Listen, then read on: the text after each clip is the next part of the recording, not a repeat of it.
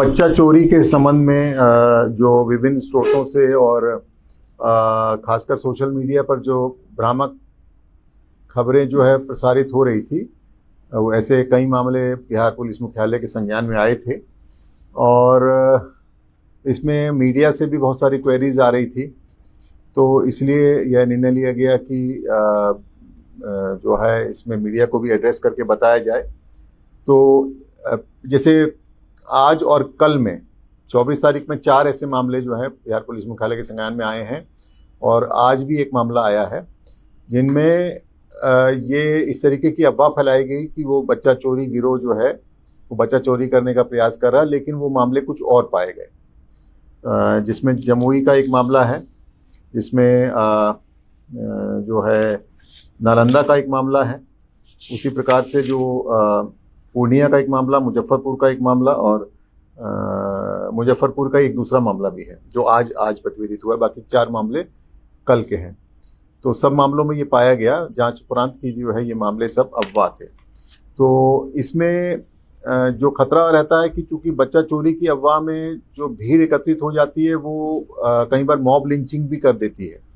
और कुछ जो निर्दोष लोग इसका शिकार हो जाते हैं और उनको जो है फिजिकल रूप से हानि पहुंचाई जाती है, कुछ में मृत्यु भी हो जाती है उनकी। तो इसलिए हम आप लोगों के माध्यम से अपील भी करना चाहते हैं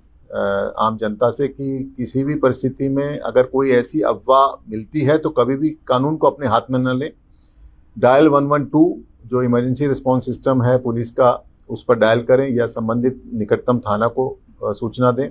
पुलिस तुरंत वहां पहुंचेगी और उसके वेरीफाई करेगी उस इंफॉर्मेशन को और जो भी उचित कार्रवाई होगी, लीगल कार्रवाई होगी, विधिक कार्रवाई होगी, वो करेगी। तो इस संबंध में कुछ मीडिया वालों ने ये जानकारी भी लेनी चाहिए थी कि कितने मामले 2025 में गुमशुदगी के प्रतिवेदित हुए हैं। तो आपकी जानकारी के लिए बता दें कि बिहार में पूरे राज्य में कुल 14,699 मामले प्रतिवेदित हुए थे 2025 में, जिसमें 12,526 जो हैं बालिकाएं थी और करीब 2,173 जो हैं वो बालक थे। और उसमें से 7,772 बालक बालिकाओं को जो है उनको रिकवर कर लिया गया पुलिस द्वारा। कुल 6,927 जो हैं बच्चे अभी भी अनट्रेस्ड हैं। लेकिन ऐसी भी संभावना है कि कई बार वो बच्चे रिकवर हो जाते हैं, लेकिन चूंकि पुलिस रिकॉर्ड अपडेट नहीं होते हैं, इस कारण से भी उनकी रिकवरी जो है वो पुलिस रिकॉर्ड में अपडेट नहीं हो पाती है। तो इसको भी हम लोग दूर करने के लिए सभी ऐसे मामले जो अभी पुलिस रिकॉर्ड में जिन पर अनट्रेस्ड चिल्ड्रन है उनको वेरीफाई करके अपने रिकॉर्ड अपडेट करने के लिए निर्देश दे चुके हैं। और सभी पुलिस अधिकारियों को ये भी निर्देश दिया है कि ऐसी कोई भी सूचना मिलती है जिसमें बच्चा चोरी की कोई रिपोर्ट या कोई शिकायत आती है तो उसको तुरंत जो है स्थानीय स्तर पर वेरीफाई करें और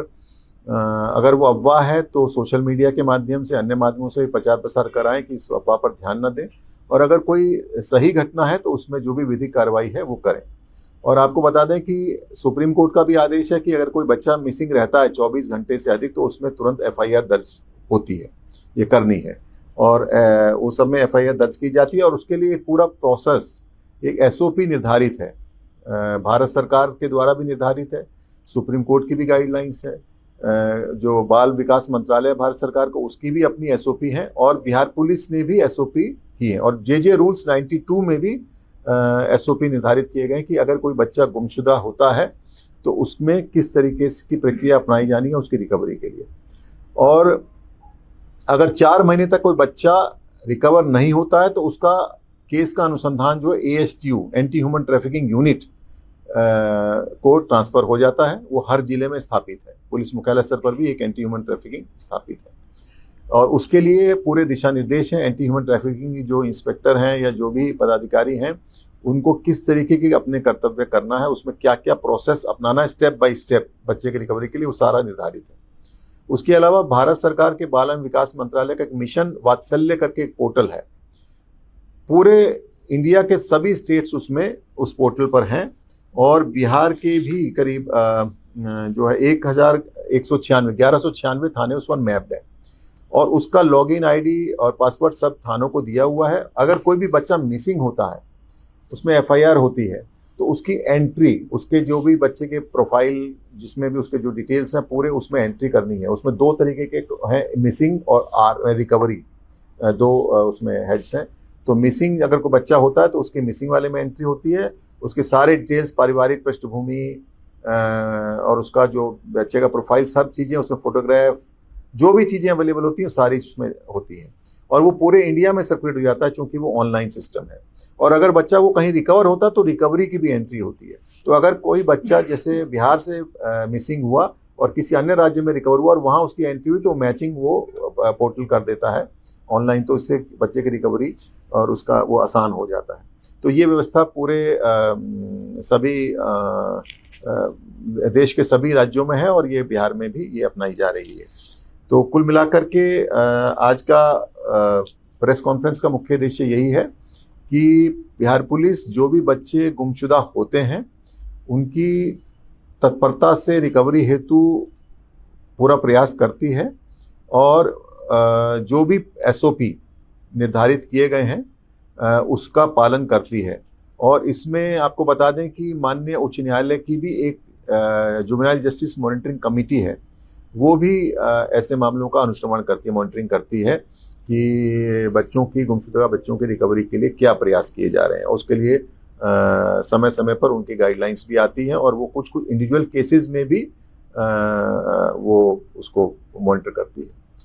तो कुल मिलाकर के यही है कि जो अफवाहें फैली हैं, जैसे मैंने बताया 5 मामले कल से अब तक आए हैं, जो सभी मामले जो है असत्य पाए गए, उन सब मामलों में